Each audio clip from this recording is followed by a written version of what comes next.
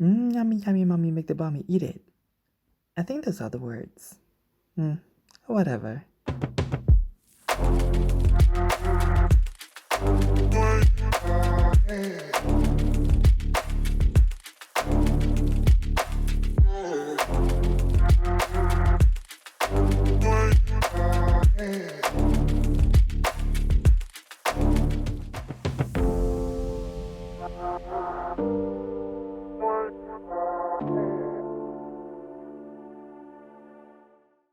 Hello, hello, bonjour, my people.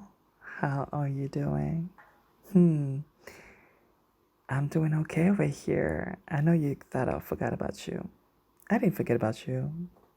I was just, living my best life. Well, yeah, actually, I was. I was out there living my best life.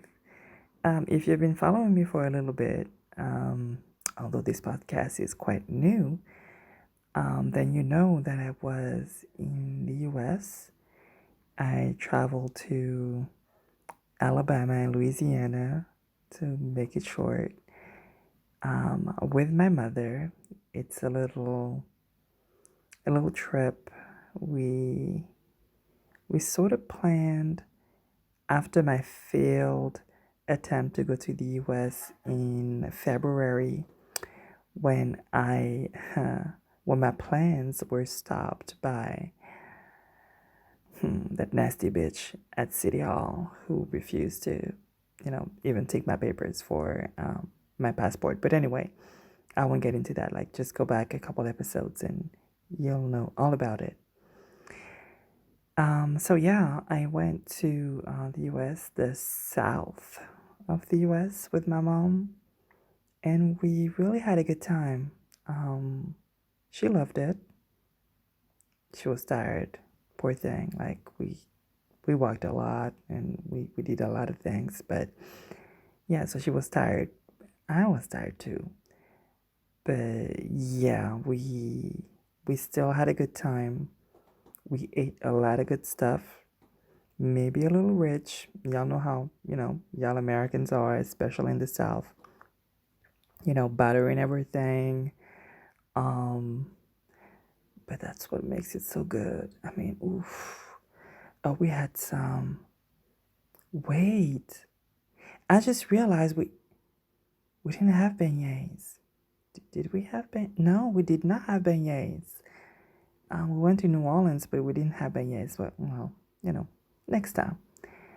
I wanted my mother to try them, though. But anyway, um, we had a whole lot of good stuff. You know, the crawfish etouffee, um, different kinds of collard greens. I had been missing that. What else? The gumbo this time was not the best. Um, there's a little place in Mobile, Alabama, where I wanted to have um, some gumbo, but we didn't really have time. Um, I forgot the name of that place. But the gumbo is kind of soupy there. It's like yeah, it's really soupy, but it's also like super hot and dark. So I guess the roux is like super super dark. But yeah, what else? Oh, some amazing crab claws with artichokes. That was amazing. That was just butter. Butter and some spices and artichokes. Got some crawfish fritters, got some grilled prawns. That was amazing. What else? I mean, I had a whole bunch of things. Um, and I'm really glad. I'm really glad because I mean, food is my thing. Food is comfort. Food is life. Food is food is joy. Joy to the belly and the soul. I mean, it was amazing. Anyway, there's that, and there's also the it was also a spiritual thing.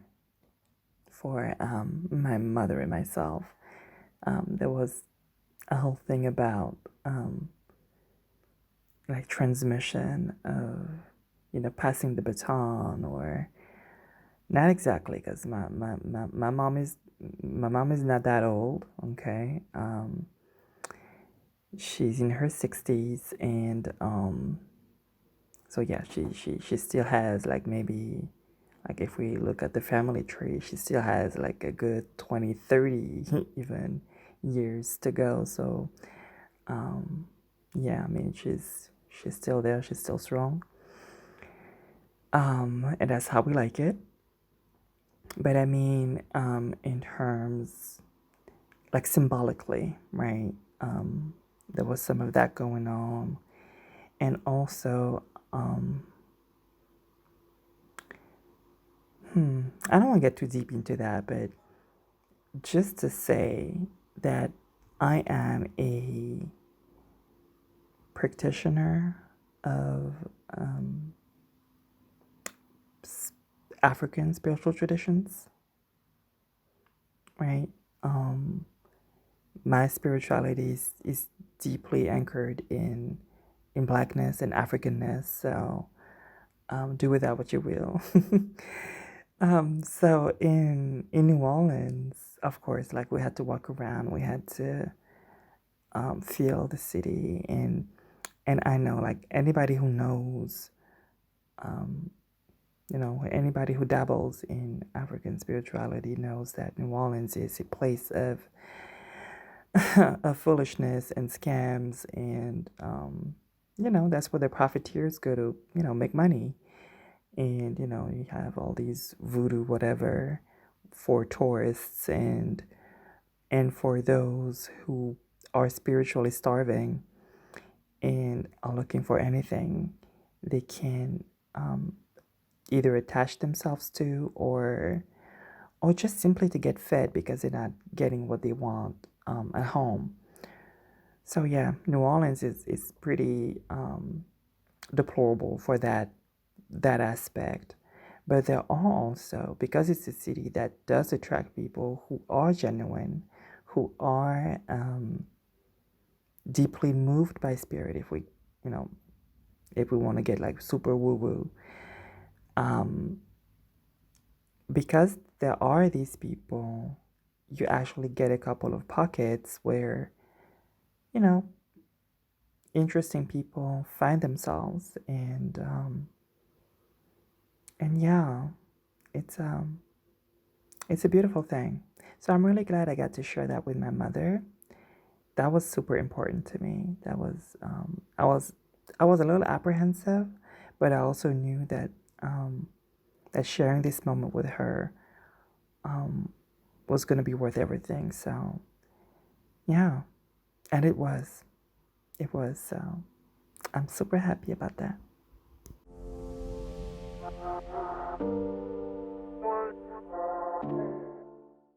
Oh, hey. Hi. Yeah. Hi. Yeah, do you have some coins? Yes, because I need some coins. There are two ways you can support me and support the show. The first one is, join me on Patreon. That's where I, upload some more exclusive stuff, you know, um, either like a full length episode, or, like, things I'm not necessarily gonna freely talk about on the podcast. I may put them there, or like, if I don't look like a bum, I'll put I'll put some videos um, up there as well. So yeah, I mean, that's where you get some exclusive stuff, but really, it's really for support. So you have different tiers. You know how that works. Check out the Patreon. It's just $2, just $2, baby. And then yeah, you can go up, but $2 is great. The other way you can financially support is by making a one-time donation. And you just go to the website, that's ftnpod.com/donate, or ftnpod.com, and you click on the donate button. And yeah, that way you'll find the link. I mean, it's out there. It's up there. I've been saying this for a few times, so I don't like Uh, mm, I don't like asking for money. I don't like that. But there's the other thing, right? And it's supporting for free. And I love that. Like, share these episodes, share this podcast, talk to a friend and say, like, hey, girl, have you heard about FTN Pod? You know? And do your best French impression with the femme trans noir, femme trans noir. Yeah, do that. Do that. That's for free. Free, absolutely free, but it helps a lot with the algorithms and all of that other stuff. So do that for me, please. And yeah, thank you so much. Thank you in advance.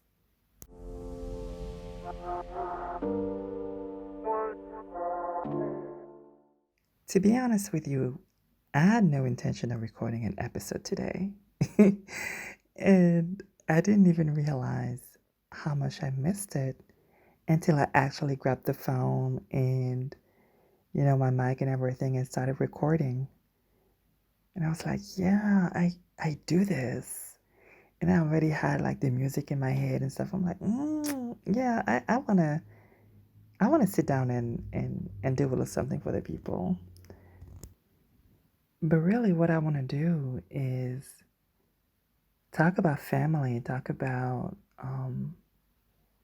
parents in particular, their expectations and our own expectations when we become adults, and how our transness affects all of that. And I don't really know how to handle the topic because, like I said, I was not planning on recording, and I want to address that with care. And I also don't want to put like all my business out there or my family's business. Um, all I can say right now is that I love them, and I know I am loved as well. I am supported. I'm really lucky in that way. And so what we have, and again with my parents specifically, is something else. In terms, I think it's more. I mean, of course, my transness does play a part in in our interactions and what expectations everybody has for each other.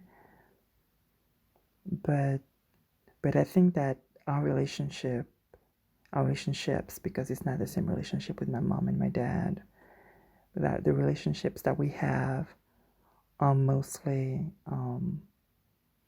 to me, impacted by blackness and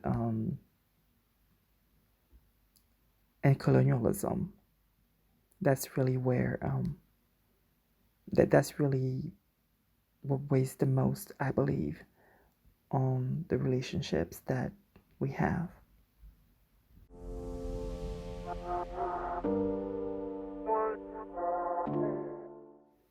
So one quick thing for the Hoteps, the Hebrew Israelites, and the Negroes in the back. Yeah, that means that black trans people are, black. So yeah, we are included in the conversations about blackness, about colonialism, about the oppression of black folks in general. And that also affects our family dynamics, right? So yeah, this is for y'all.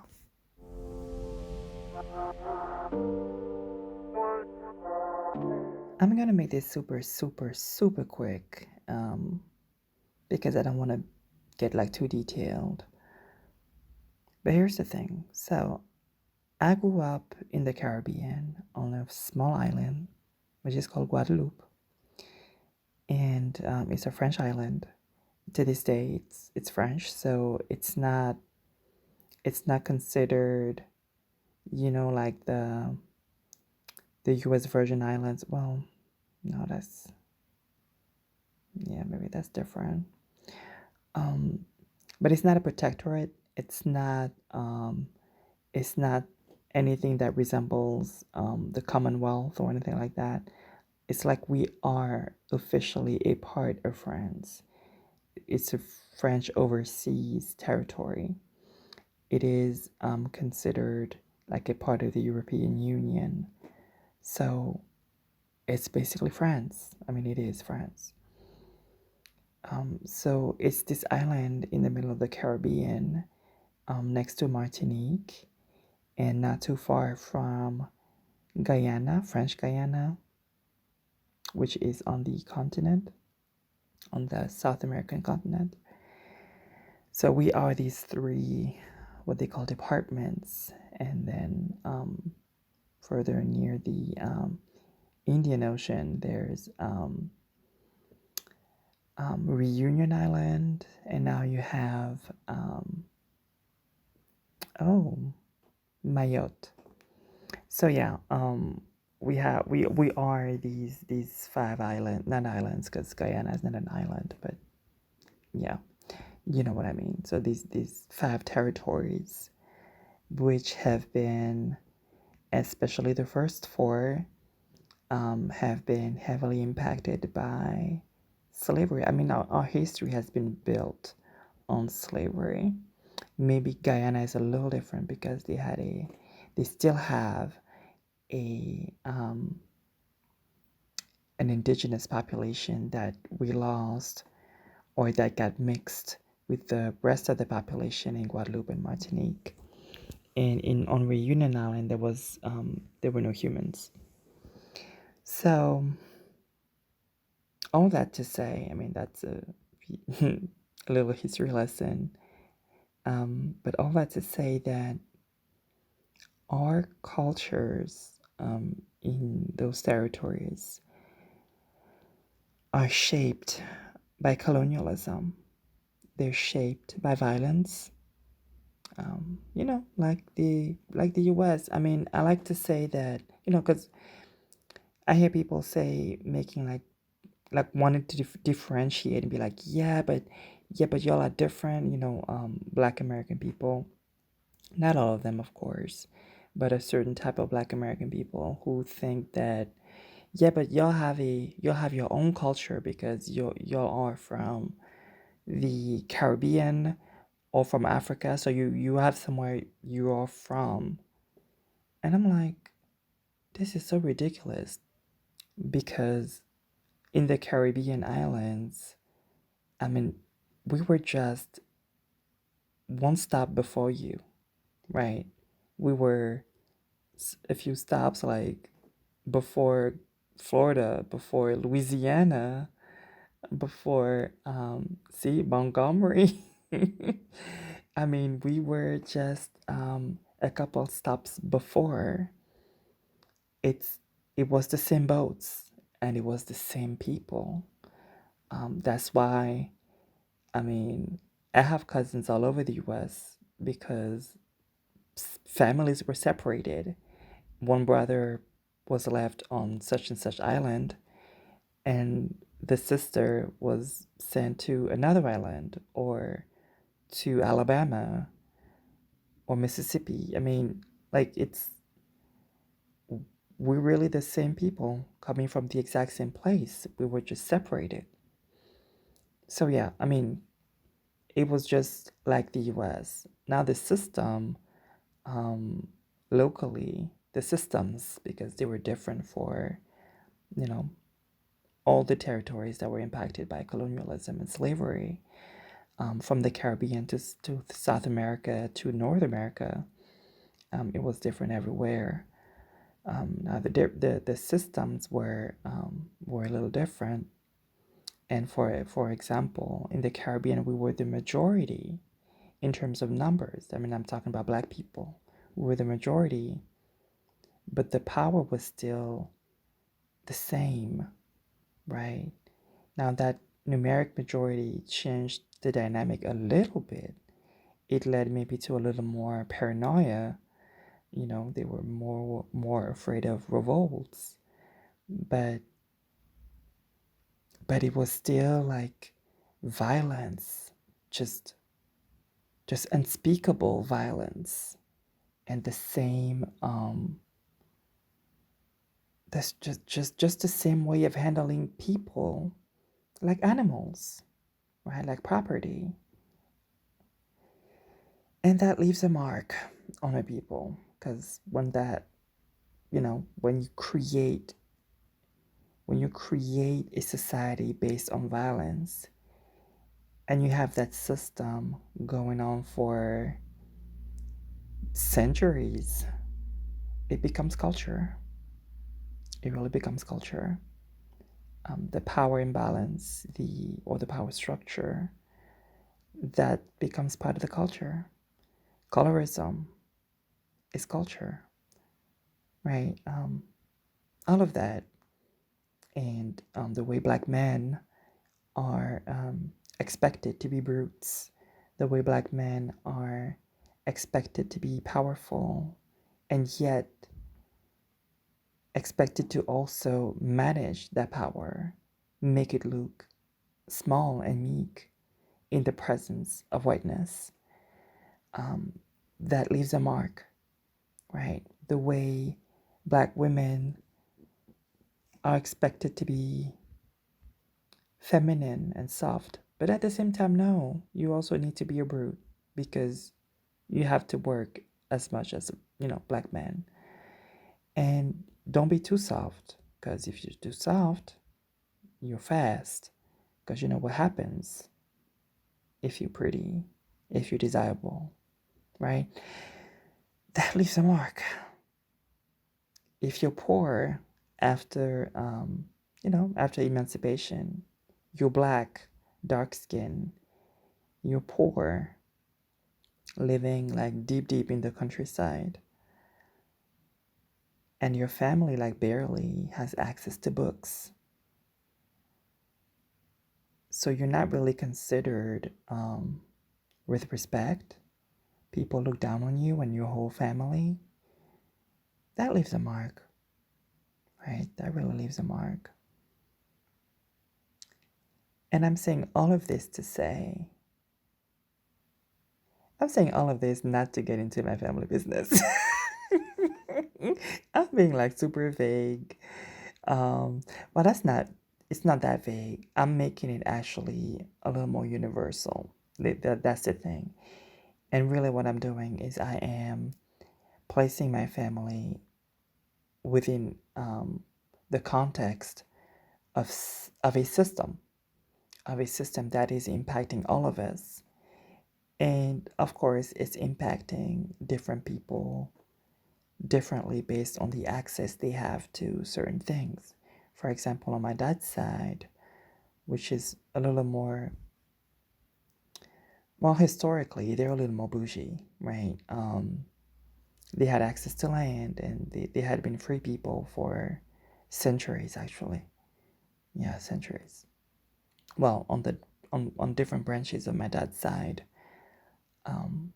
like we've been in Guadeloupe for like the very beginning of colonization. So in the early mid 1600s, my dad's family, branches of my dad's families have been present. So yeah, it's been a while. and and they've had a little more time to gain access to money, to land, and relative power. And I'm really saying relative because they were people of color. And that also comes with limitations. On my mom's side, it was historically all enslaved people, right? Except, like, yeah, that there's one where it's not like everything's not for certain, but it was enslaved people. That tells you something about their access to land and power and money, which was inexistent. So, yeah, my family, my parents came to this earth with a certain amount of trauma.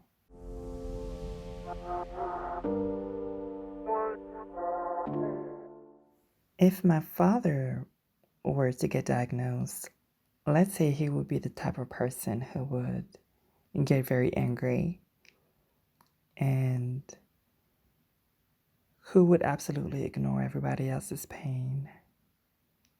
And you know where I'm going, right? The type of person who is happy for you as long as it makes him proud of himself, even if it's not the person who got you where you are, right?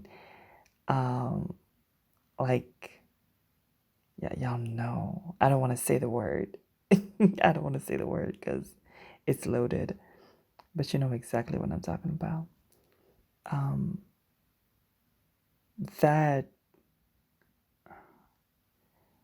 that is based in abuse. Um, that is not necessarily based in my identity as a trans woman. Although, as a trans woman, he's had questions about um, me having a child, even through adoption.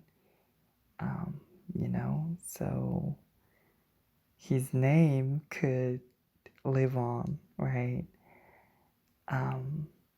Because my brother has a daughter who's probably, you know, if she one day gets married then and has children with a man, then that name will be gone. And my oldest sister has children, and they're boys, but they have their dad's name. So he was asking me since I was I don't know. I don't know what he was thinking because I was in relationship. I wasn't when I'm still am with the same person. In a relationship with a man who would probably want the children to have his name as well. So I don't know. But anyway, that was a concern of his. And that's one of the concerns about my transness. Um, but I feel like our relationship is not really impacted by that. It's really impacted by um, yeah, by his expectations for himself. It's not like his children are just extensions of himself. And where I do see the impact of my transness on my relationship with my dad is with the rest of the family, like his cousins and stuff. I believe he's embarrassed. Like he can be with me, walk around with me, be, talk with me and all of that. But he is like I can see that he doesn't really want me to talk to his cousins who used to know me like a long ass time ago. Um he's not that he's ashamed of me. That's not how I see it, but that's not how I understand it. But he doesn't want to be answering questions. And it's not for the fact that I'm trans, more for the fact that because it is a queerphobic society, he doesn't want the queerphobia to reflect on him. Does that make sense? Because for a person who sees the world as themselves, with themselves at the center, it's about how will it impact me, right? And that's what I see. So it's not like, oh, damn, I have like a, a little trans thing in my family. It's not really that. It's like, how will it impact the way people talk about me, the way people view me, the way people see my contribution to the world? I think that's more what it is. And of course, that can still be linked to, not linked, I mean, it is linked to transphobia and queerphobia in general. Um, but it's more like, okay, how will queerphobia affect my thing over here. That's what I see with him. On the other hand, though, my mom is like, F all of them. If they have a problem, then they have a problem, because I don't.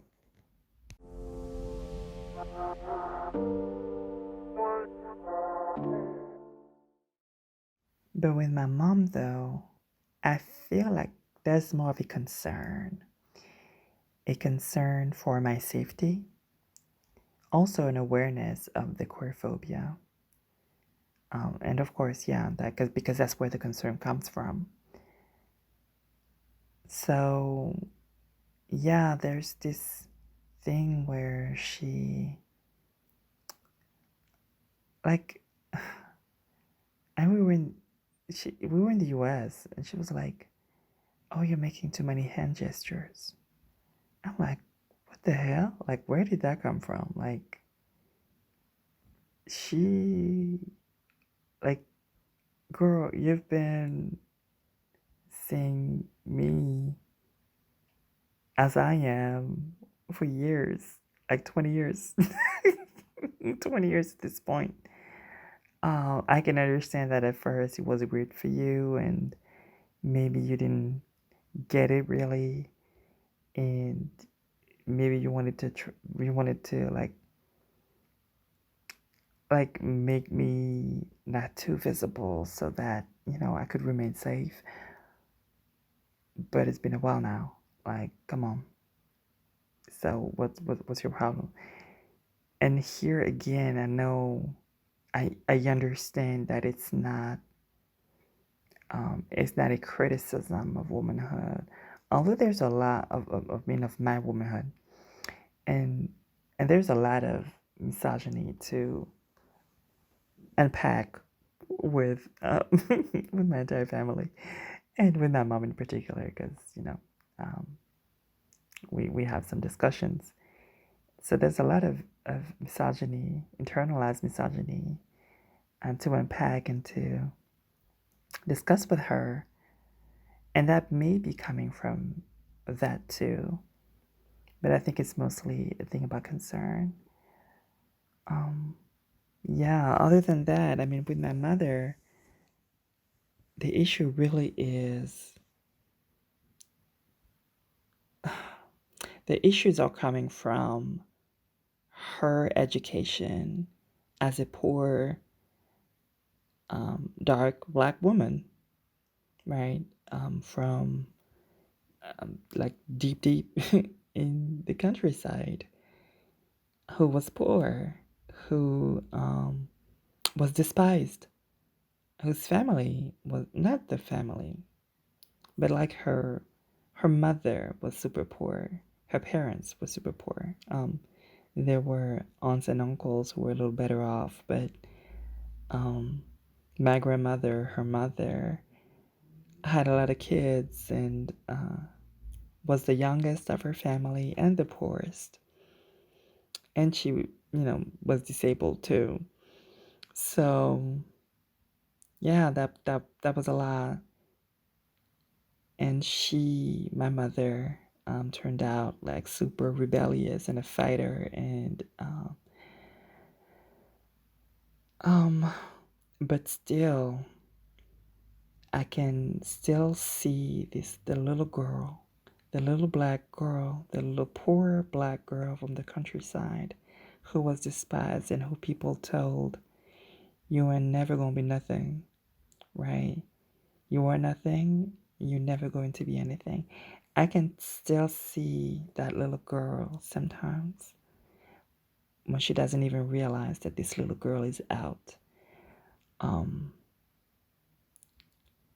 and I really wish that it's something that we could heal together. Um, like the trip we took to the US together was a little bit a part of that for me. Um, and yeah, I just wanna see my people free, and I wanna see my parents free before they go. I have no hopes for my dad because, yeah, yeah, the people who center themselves in everything um, do not have the capability of putting distance between them and what affects them in order to think about it and actually like remove the ego from the situation. It's not possible, so I can't hope for that. But with my mom, I really hope, you know, that things, you know, and I see it sometimes, like things to touch her, like after a conversation, like maybe she will, um, she'll think about it, like on the spot, she'll be like, she'll get mad. She's small, but she's a ball of fire, and she'll get super mad. And then, like a couple of days later, you'll notice a little word, a little something. So I still have hope. Anyway, I don't want to get like too deep into the business of my family. Um, Again, I love them. I just recognize where different things historically have affected us and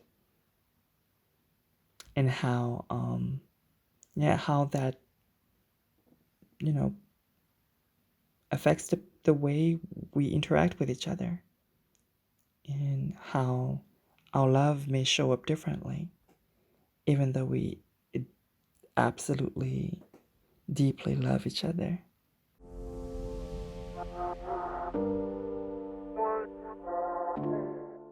So tell me about your mommy and your daddy.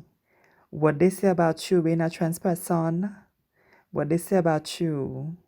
I want to know everything. Tell me. Um, how was your relationship with them? Do you have a relationship with them? And what are your expectations, your hopes for that relationship? Let me know. Let me know. Just email me. You know how to do it. All the links are in the description. And yeah, or on the website, ftnpod.com, and click on the contact button or link, whatever. It's in there.